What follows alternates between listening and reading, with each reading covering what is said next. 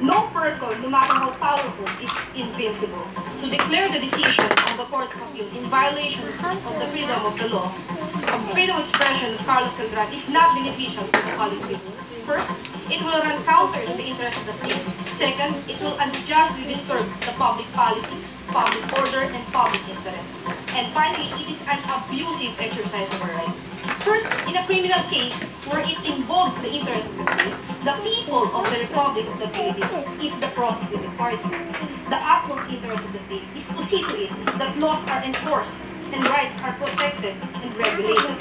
In the case of Celdran, the state is the complainant, not the church, whom he intentionally and feloniously attacked. The church is neither an agency nor an instrumentality of the state.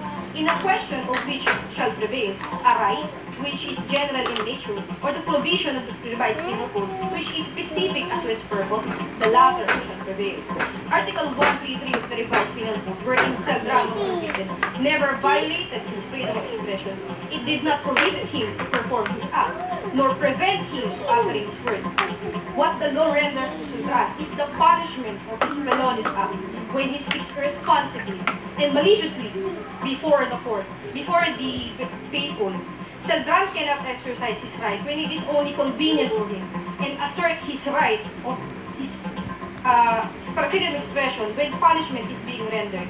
Second, to live in a kind of government where all rights are absolute and the determination, if it is limited, is left to the judgment of person exercising it, will unjustly disturb public order, public policy, and public interest.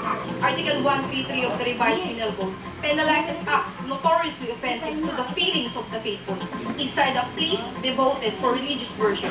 It has the purpose of guaranteeing the free exercise of one religion, including the preservation of the sanctity and the solemnity of these places. Undoubtedly, the public interest served by the Article 133 is the maintenance of peace and order in said religious place or religious ceremony. If Celdran went to jail, the activists, his fans, followers, will cry for the suppression of freedom of expression. If he goes free, the culture of impunity goes on. Finally, the abusive exercise of right is not protected by the Constitution. Freedom of expression is not unbridled license to give immunity or every possible use of language and prevents the punishment for the abuse of its exercise. According to the case of Philippines, yes, Your Honor. Do you at least agree that he has the right to express his legitimate political views? Yes, Your Honor, but we contain that it must be in the proper time, proper manner, and proper procedure. Moving forward, those acts are not all speech is protected. The right of free speech is not absolute at all times and under all circumstances.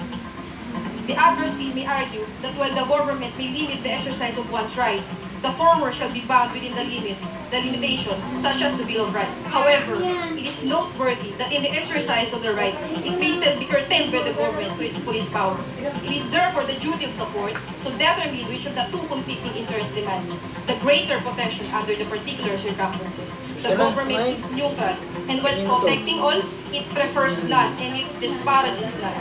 Thank you.